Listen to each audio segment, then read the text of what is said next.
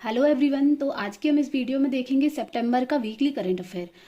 इसमें हम पूरे सप्ताह का करंट अफेयर देखेंगे सितंबर महीने का। इसमें हम इम्पॉर्टेंट चीज़ें देखेंगे जो हमारे देश या विदेश में जो आयोजित की गई हैं या जो ऐसे इवेंट ऑर्गेनाइज किए गए हैं उन सभी के बारे में हम डिटेल में डिस्कस करेंगे। तो प्लीज़ आप वीडियो को अंत तक देखें जिससे आपको एक कंप्लीट करंट अफेयर देखने को मिले। तो आइए हम वीडियो की शुरुआत करते हैं और हम चलते हैं पहले क्वेश्चन की तरफ। तो हमारा पहला क्वेश्चन है कि हाल ही में हुए G20 सम्मेलन में कौन सा नया यूनियन शामिल हुआ है। तो G20 जो सम्मेलन अभी दिल्ली में आयोजित किया जा रहा था उसमें एक कौन सा यूनियन है, देश नहीं आना चाहिए यहाँ पे, एक यूनियन आना चाहिए, कौन सा एक संघ शामिल हुआ है। तो अफ्रीकन यूनियन इसमें एक शामिल हुआ है। G20 ग्रुप बना, G21 अफ्रीकन यूनियन को मिली स्थायी सदस्यता। तो इसके बारे में हम डिटेल में जान लेते हैं कि प्रधानमंत्री नरेंद्र मोदी जी ने अफ्रीकन यूनियन को आधिकारिक रूप से G20 ग्रुप समूह में शामिल किए जाने का ऐलान किया है। राजधानी दिल्ली में G20 शिखर सम्मेलन आयोजन हुआ था। तमाम देशों के नेता दिल्ली पहुंचे थे और इसमें G20 बैठक शुरू होते ही सबसे बड़ी खबर अफ्रीकन यूनियन को G20 में स्थायी सदस्यता के रूप में शामिल किए जाने से जुड़ी थी। यह भारत की प्राथमिकताओं में से एक कदम था। प्रधानमंत्री मोदी ने अविकसित देशों के विकास पर मजबूती से बात की थी और फिर अब इसके G20 में अफ्रीकन यूनियन के शामिल किए जाने के बाद अब G20 का नाम बदलकर अब G21 किए जाने की उम्मीद है। अफ्रीकन यूनियन में 55 देश शामिल हैं। जो ये पूरा अफ्रीकन यूनियन जो एक संघ है इसमें कुल 55 देश शामिल है अफ्रीका के। और G20 में इसका शामिल होना एक महत्वपूर्ण मील का पत्थर साबित होगा जिससे यह यूरोपीय संघ के बाद G20 के भीतर देशों का दूसरा सबसे बड़ा समूह बन जाएगा और यह यूरोपीय संघ के समान दर्जा रखेगा इस शामिल होने के बाद। तो नेक्स्ट क्वेश्चन हम देखें कि हाल ही में भारत की पहली सोलर सिटी का उद्घाटन किस राज्य में किया गया है। तो किया गया है मध्य प्रदेश में। देश के प्रधानमंत्री नरेंद्र मोदी के ड्रीम प्रोजेक्ट आत्मनिर्भर भारत के तहत मध्य प्रदेश की पहली और देश की दूसरी सोलर सिटी रायसेन जिले के सांची में बनने जा रही है। ये चित्र देखकर हम समझ सकते हैं कि ये रायसेन है। रायसेन स्तूप सांची स्तूप है, ये मध्य प्रदेश में स्थित है और इसी में देश की दूसरी और मध्य प्रदेश की पहली सोलर सिटी बनने जा रही है। सांची के ग्राम नागौरी की पहाड़ी में यह सोलर पैनल बिजली की सप्लाई को पूरी करने को तैयार है। लगभग 18 करोड़ 75 लाख रुपए की लागत के साथ से बनी इस सोलर सिटी से 3 मेगावाट बिजली का उत्पादन होगा। इससे 3 मेगावाट बिजली का उत्पादन होगा और जिससे सांची शहर तो रोशन होगा ही बल्कि आसपास के गांव भी पर्याप्त मात्रा में बिजली पा सकेंगे। इस सोलर सिटी के बनने के बाद सालाना 1,13,747 टन कार्बन डाइऑक्साइड यानी CO2 के उत्सर्जन में कमी आएगी। सोलर सिटी बनने के बाद 25 साल तक बिजली मिलती रहेगी। ये एक इम्पॉर्टेंट फैक्ट है कि 25 साल तक इसमें बिजली मिलती रहेगी और लगाने का खर्च करीब 5 वर्षों में बराबर हो जाएगा। इससे ऊर्जा संबंधी व्यय में 7 करोड़ रुपए की बचत भी होगी। इससे सार्वजनिक सुविधाओं में बढ़ोतरी होगी। शहर में 4 बैटरी चलित ई-रिक्शा चलेंगे जिनकी किसी भी प्रकार का प्रदूषण नहीं होगा और इससे हमें रोजगार के भी अवसर प्राप्त होंगे। ये था सोलर सिटी के बारे में जिसे मध्य प्रदेश के रायसेन जिले के सांची में शुरू करने जा रही है सरकार। नेक्स्ट हमारा क्वेश्चन, हाल ही में कहाँ विश्व की सबसे ऊंची नटराज प्रतिमा स्थापित की गई है। तो की गई है नई दिल्ली में। ये है वो नटराज की प्रतिमा जिसमें दावा किया जा रहा है कि ये विश्व की सबसे ऊंची नटराज की प्रतिमा है। देश के प्रगति मैदान में बने भारत मंडपम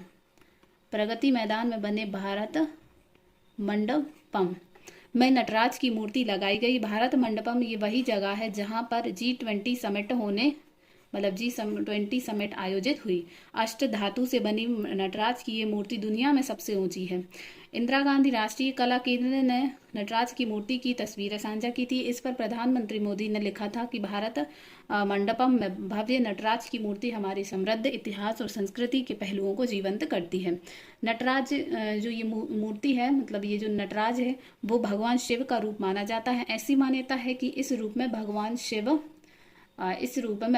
शिव तांडव नृत्य की मुद्रा में है। इस मूर्ति को तमिलनाडु में बनाया गया है और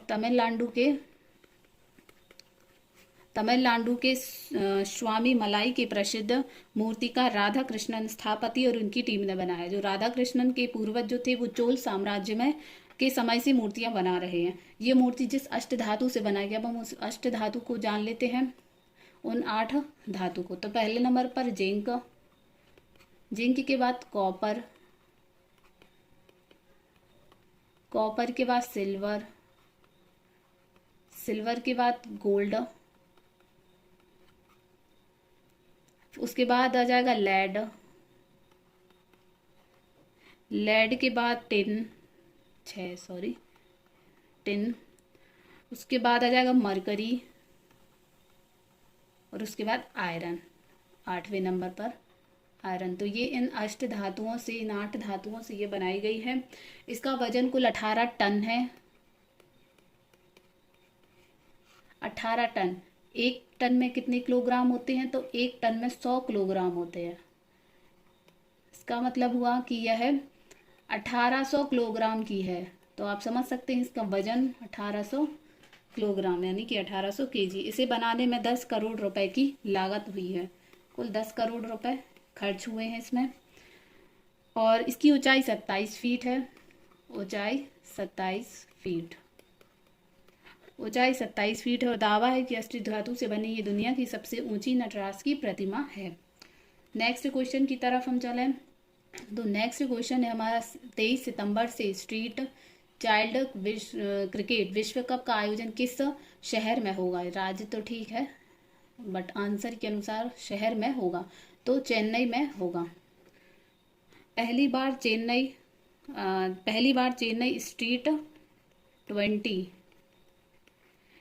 20 का मेजबान शहर होगा, जो एक अविश्वसनीय रूप से हृदय स्पर्शी क्रिकेट टूर्नामेंट है, जो विशेष रूप से सड़क पर रहने वाले बच्चों के लिए समर्पित है, जिसका लक्ष्य क्रिकेट प्रेमियों और बच्चों के अधिकारों की वकालत करने वालों दोनों के दिलों को समान रूप से आकर्षित करना है।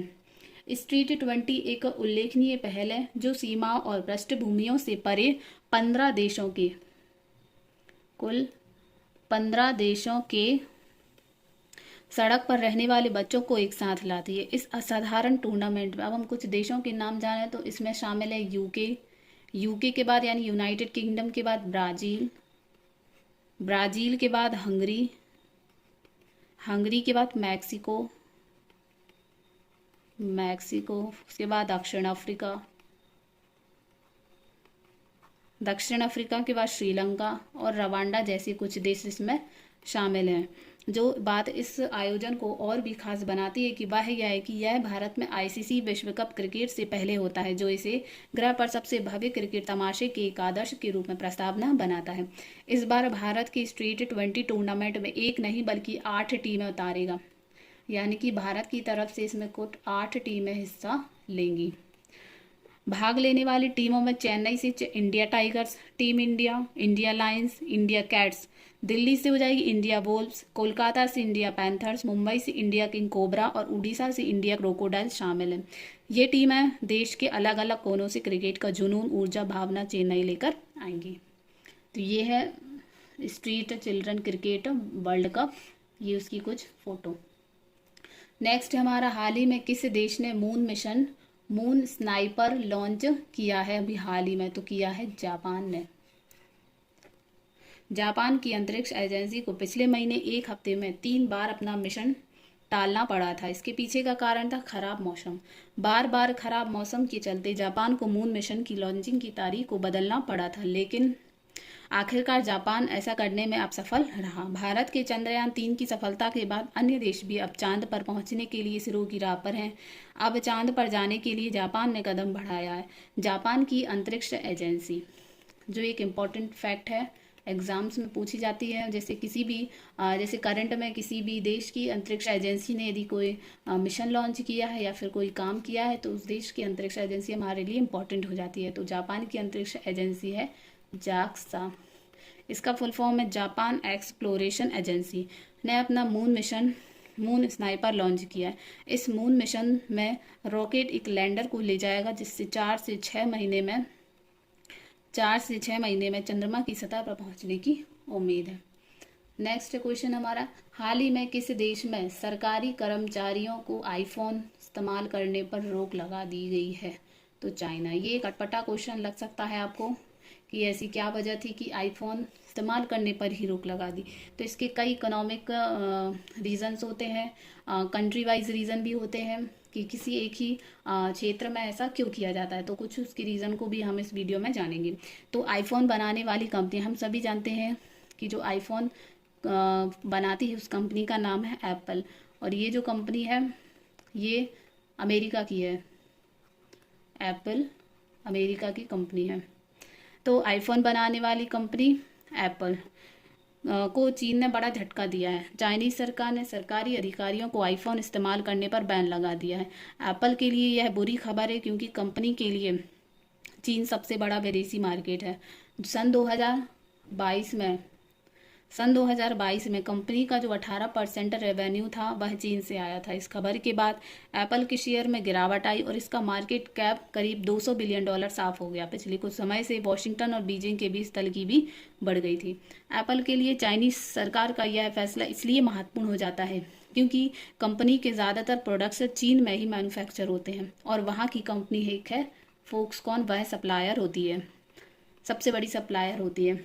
वॉल स्ट्रीट जर्नल की रिपोर्ट के मुताबिक बीजिंग ने सेंट्रल गवर्नमेंट एजेंसी के अधिकारियों को यह निर्देश दिया है कि वे ऑफिस में आईफोन लेकर नहीं आएंगे। इसके अलावा ऑफिशियल कामकाज में भी इसका इस्तेमाल नहीं हो। ब्लूमबर्ग की रिपोर्ट में बैन का यह फैसला स्टेट ऑन्ड कंपनियों में भी लागू किया जा सकता है। तो ये है चीन ने जो वहाँ के एम्प्लॉयज़ पर बैन लगाया है उसके बारे में। नेक्स्ट क्वेश्चन हमारा, बीसीसीआई ने किस अभिनेता को वर्ल्ड कप 2023 का गोल्डन टिकट दिया है? तो अभी हाल ही में दिया है अमिताभ बच्चन को। अमिताभ बच्चन को दिया है। भारत में वनडे विश्व कप का जो आयोजन है वो 5 अक्टूबर से 19 नवंबर तक होना है। बीसीसीआई ने इस विश्व कप को खास बनाने के लिए एक मुहिम चलाई। उसने देश की नामचीन हस्तियों को विश्व कप देखने के लिए आमंत्रित करना शुरू किया है। इस मुहिम का नाम golden ticket for India icons है। इसके तहत अलग अलग क्षेत्रों में काम करने वाले दिग्गजों को विश्व कप के मैच देखने के लिए गोल्डन टिकट दिया जा रहा है। इस लिस्ट में बॉलीवुड के महानायक अमिताभ बच्चन के बाद क्रिकेट के भगवान कहे जाने वाले सचिन तेंदुलकर, इन्हें भी गोल्डन टिकट दिया गया है। वह आईसीसी क्रिकेट विश्व कप 2023 का हिस्सा होंगे और लाइव मैच देखेंगे। तो ये है बीसीसीआई के अध्यक्ष जय शाह, इन्होंने ये गोल्डन टिकट दिया है। नेक्स्ट हमारा क्वेश्चन, आसियान शिखर सम्मेलन 2023 का आयोजन किस देश में किया गया? तो किया गया इंडोनेशिया में। प्रधानमंत्री नरेंद्र मोदी 7 सितंबर को आयोजित किया गया आसियान शिखर सम्मेलन में शामिल हुए थे और यह 20वां सम्मेलन था आसियान का। और ये जो आयोजित किया गया था वह इंडोनेशिया के जकार्ता में आयोजित किया गया था। इसमें भारत की तरफ से प्रधानमंत्री नरेंद्र मोदी जी शामिल हुए थे। अब हम आसियान के बारे में थोड़ा देख लेते हैं कि जो आसियान कंट्री का जो समूह है उसमें क्या क्या है। तो इसमें कुल 10 सदस्य हैं। 10 सदस्य कौन कौन से हैं? पहले नंबर पर ब्रुनेई है, Cambodia, Indonesia, Laos, Malaysia, Myanmar, Philippines, Singapore, Thailand और वियतनाम। इसकी जो स्थापना थी, आसियान की जो स्थापना हुई थी 8 अगस्त 1967 में। 1967 में स्थापना हुई थी और आसियान को क्षेत्र में सबसे प्रभावशाली समूहों में से एक माना जाता है। भारत, अमेरिका, चीन, जापान, ऑस्ट्रेलिया सहित कई अन्य देश इसके संवाद भागीदार हैं। नेक्स्ट क्वेश्चन है हमारा, भारतीय फिल्म टेलीविज़न संस्थान के अध्यक्ष नियुक्त हुए हैं? तो अभिनेता आर माधवन, ये है अभिनेता आर माधवन को भारतीय फिल्म और टेलीविज़न संस्थान का अध्यक्ष नियुक्त किया गया। अभिनेता आर माधवन पुणे स्थित film and television institute of India यानी FTII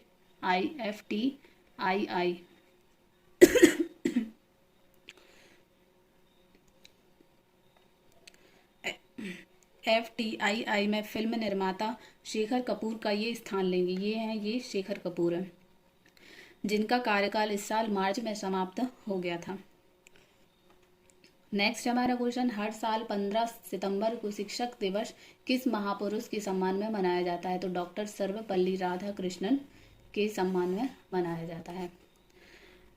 भारत में शिक्षक दिवस 5 सितंबर को डॉक्टर सर्वपल्ली राधाकृष्णन की जयंती के उपलक्ष्य में मनाया जाता है। वह एक प्रसिद्ध विद्वान, भारत रत्न प्राप्तकर्ता, पहले उपराष्ट्रपति और स्वतंत्र भारत के दूसरे राष्ट्रपति थे।